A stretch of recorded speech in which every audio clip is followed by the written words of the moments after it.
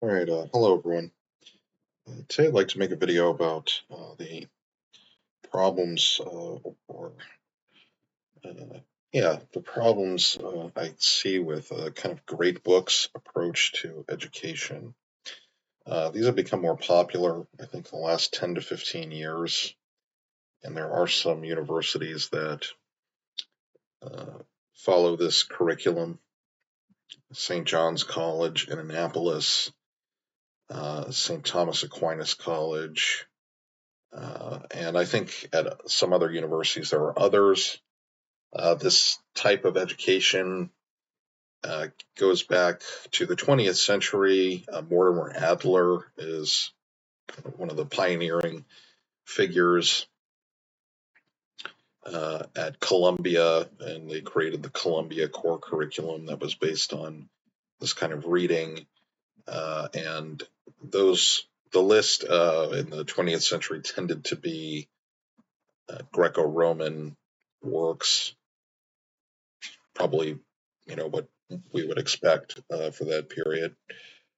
And there's another figure that also developed an form of education like this, named John Senior. He was a Roman Catholic, and some of these programs are, Christian in the United States, are Christian or Roman Catholic uh, aligned. Um, but I've never really been impressed by it, to be honest. Mostly not because they get students to read primary sources, but because they encourage sort of this kind of dehistoricized reading.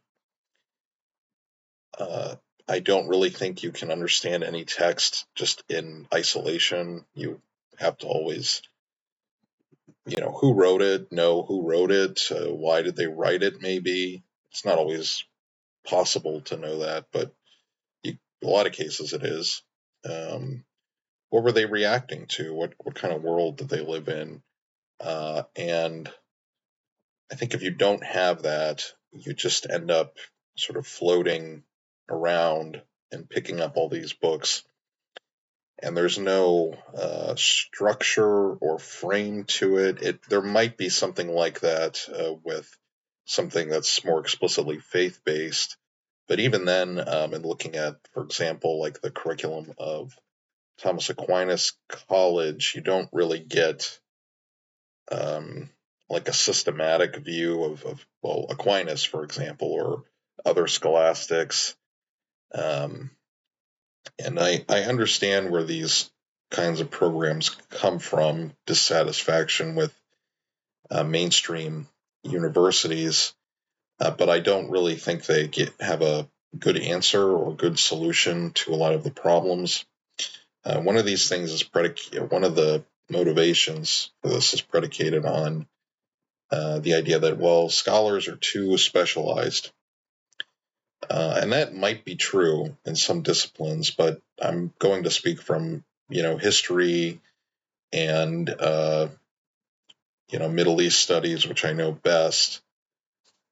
You are pretty much required to read like a lot of different materials, even if you work on, late Ottoman history, for example, or, the 20th century Middle East.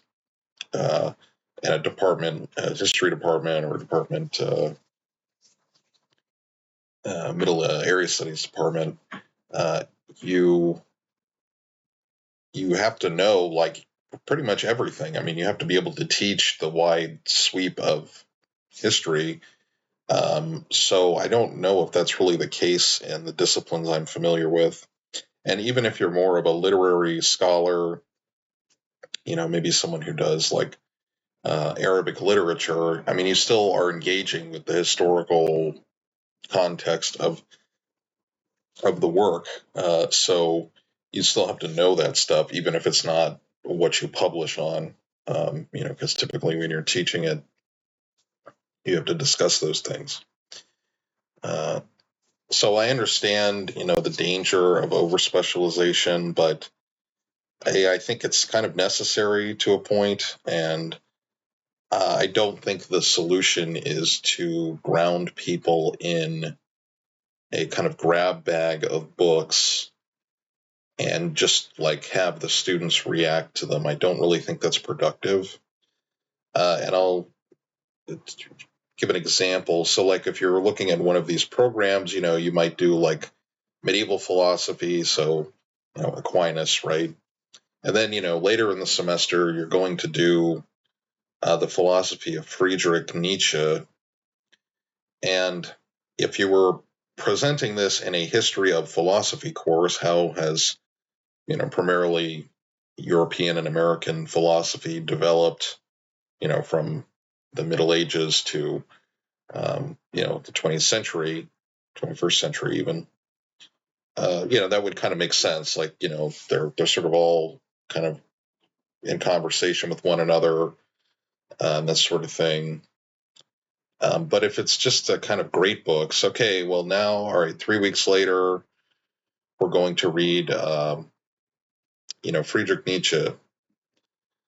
Well, why is he a great book? I mean, if you're just saying these are great books, I think you have to justify it somehow.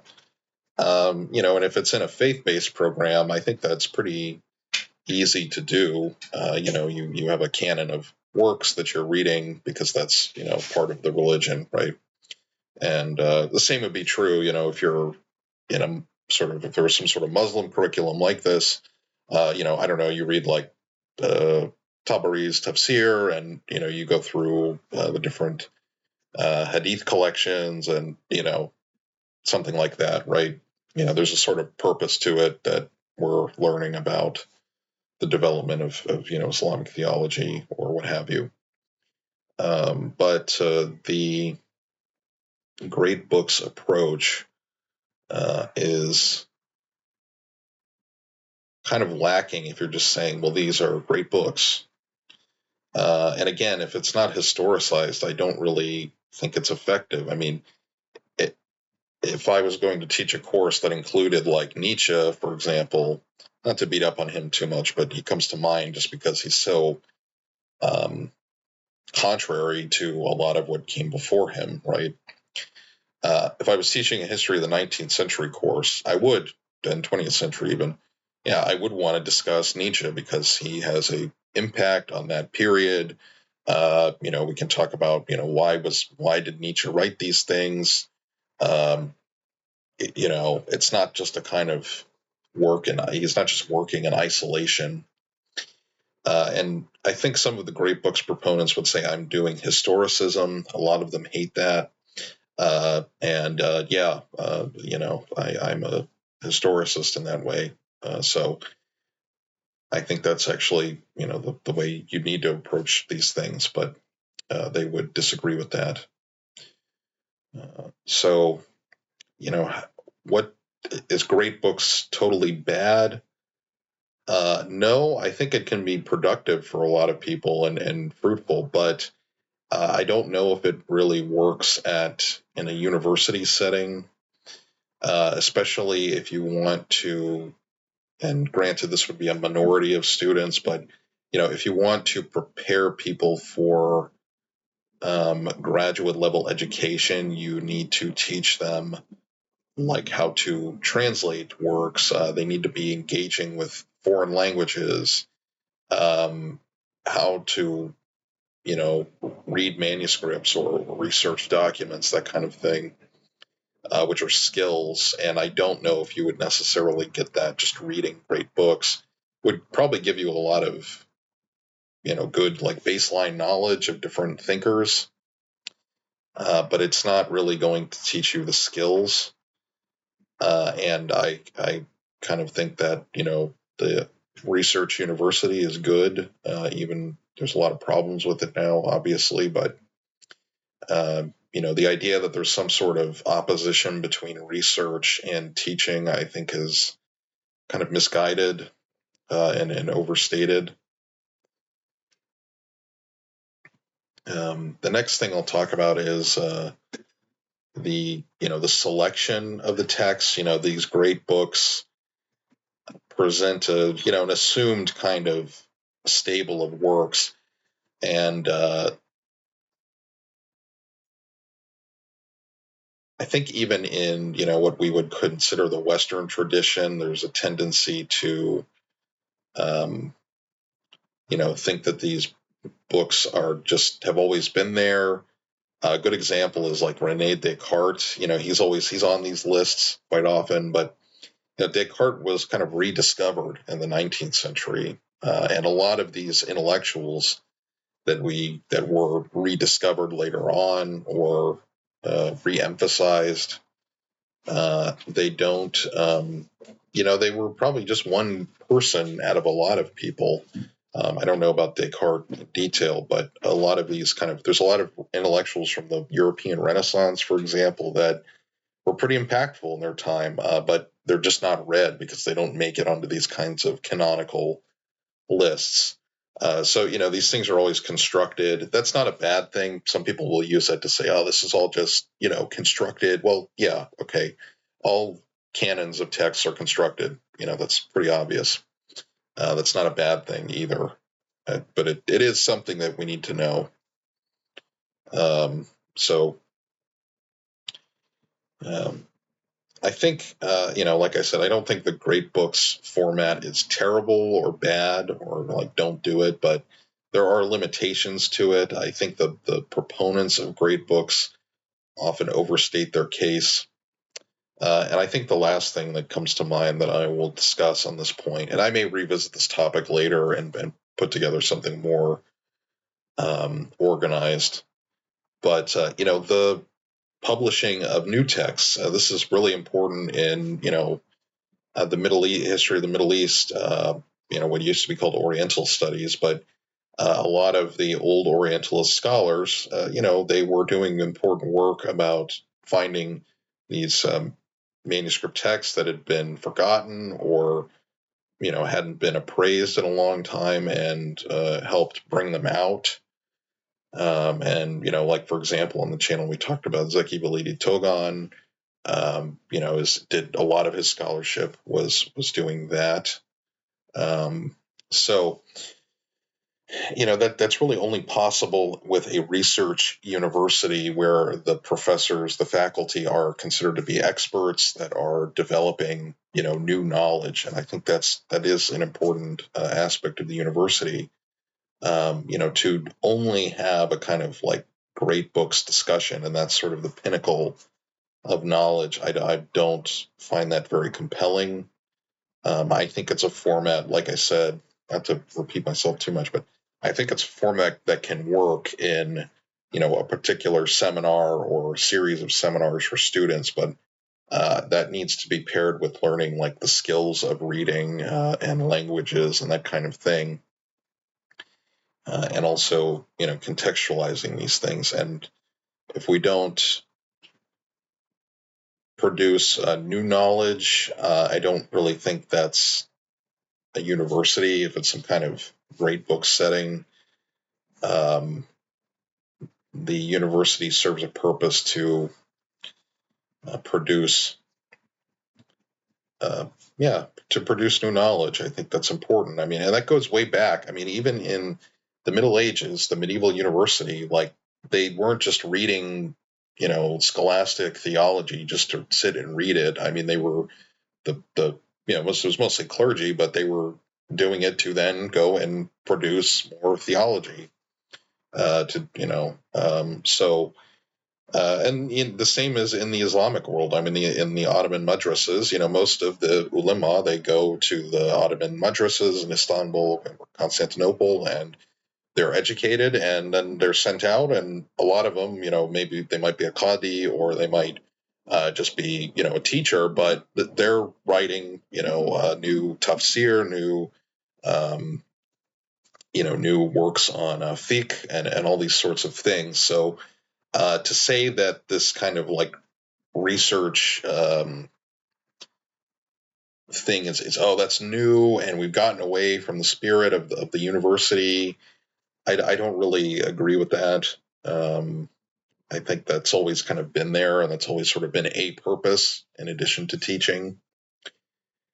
So I guess since this is kind of maybe a disorganized discussion, but just to wrap up, what do I think we should do with great books? I don't think it's wise to completely throw it out. It can be effective. It can be very productive.